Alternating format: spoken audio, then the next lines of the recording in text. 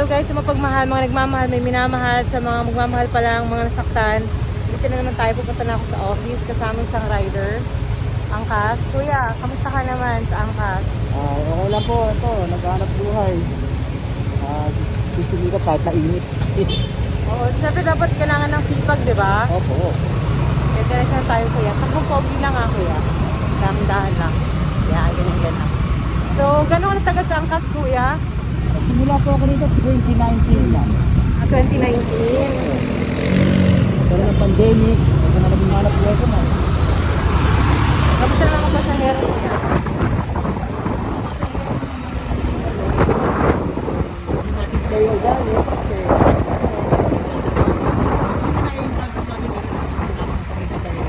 okay naman ang kasayero. Meron din naman yung mga something na hindi ko alam, pinagdadaanan, may atuloy. Hindi naman, dahan-dahan pa po kuya. Kasi hapon po yan. Yan, ganyan lang. So, anong masasabi mo kuya sa ano? May click na ito kanina sa Philippine. Nanood ka ng news kuya? Yes, ma'am. Ano masasabi mo sa ano, West Philippine Sea?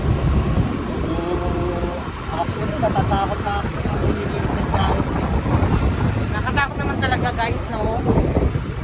Imagine mo, natin sila sa economic zone natin, tapos parang tayo hindi tayo makatungtong sa South China Sea. Sila nandito sa atin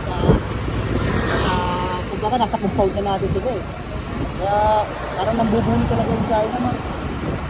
Sa bagay. Ano, kaya lang kasi mayaman talaga eh. Mayaman talaga China, tsaka... Kaya malakas ang loob ng mambuli kasi malakas ang loob panggera nila, warship nila. Sa bagay. Eh yung, ano, Pogo? Pogo? Ay, sa Pogo. Kapanood ko naman, kuya. Hindi ako masyado nakapokus doon, pero nakikita ko yun, yung babae na halos matabingin na yung dila sa pagkatagalog. Tapos Natawa ko to kuya. Nataling na yun. yes, di ba kung nakikita mo sa sa social media, Ah. yung hindi siya nag-aral, yung pagkakapronounce siya ng aral, bumaliktad na yung dila eh. Pero parang ano, no? Parang ano yung pinilit, no? Ayun, Kuya. kasi Pero maganda siya, no? maganda naman naman. Kaya sinungaling eh. Sorry ha, prangka ako. Okay naman yung kuya kaysa naman ano. Nakakatawa din ka lang pa serious na ako nakakatawa ako naman pala eh. So hanggang ano oras ka? Alam mo na mayroon pala akong mga nakakatawa sinasabi. So hanggang ano oras ka kuya? Pilit tayo siya kumanan, dahan-dahan pa siya. Kanan tayo siya.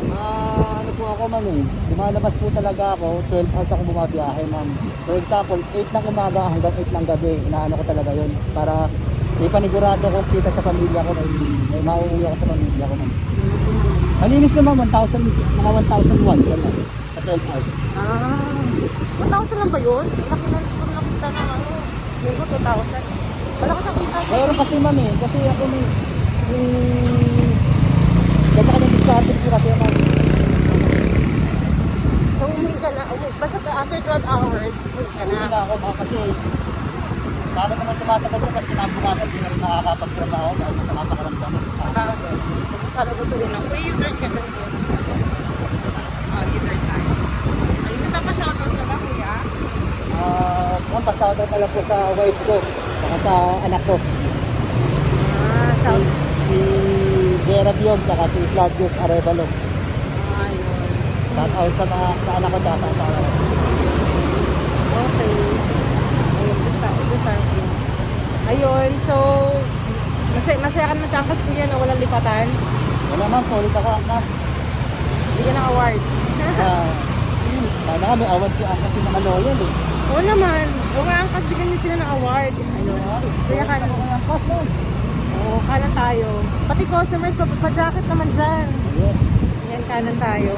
Ayun, so ingat lagi kayo sa biyahe. May message ka ba sa mga riders o kaya sa mga customers?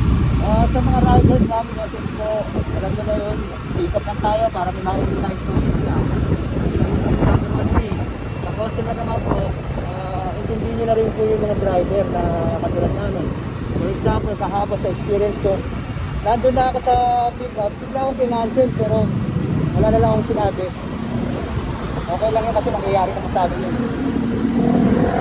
Pero iwasan na po ng mga customer yung mga gano'n na almost there na, kinancel pa, sayang gas namin. Oo, totoo. Pag ganyan, guys, bigyan nyo na lang sila ng Gcash or ano, pang-sweldo, di ba? Kahit wala na po ma'am, basta ano na lang po, huwag na lang nilang gagawin yung mga gano'n sa amin. Kasi nag-effort kami pumuntahan ka para servisyoan ka, tapos bigla nyo kakaan sila ng customer, ay yung ano, rider. Tama, may point naman. Lalo pag malapit, pagka sila nyo, yung pagsimula pa lang, di ba? Pwede Yes naman po, yun. yes po. Sayang naman ito. Isipin nyo na lang kung paano pag ginawa sa inyo, di ba? Ayun. Ayun. Natin ma'am, 2 point something kilometers, 2.6 ang kayo para sa aming Grabe. market. Tapos bigla mo kakakin. Napaano na lang eh. Buntong hininga na lang ako eh. Ayun lang. Ay, okay lang yan. Okay Di lang. balik ko yung may babalik din naman sa inyo yan. Oo ma'am, Nandog, di ba? nakita ko kahapon. Di ba? Ayun. So, ingat kayo lagi. God bless. Saka mga riders, ingat. Thank you. Salamat. Thank you, thank you. Bye. Bye-bye. Bye, kuya. Bye ma'am. Bye. Bye.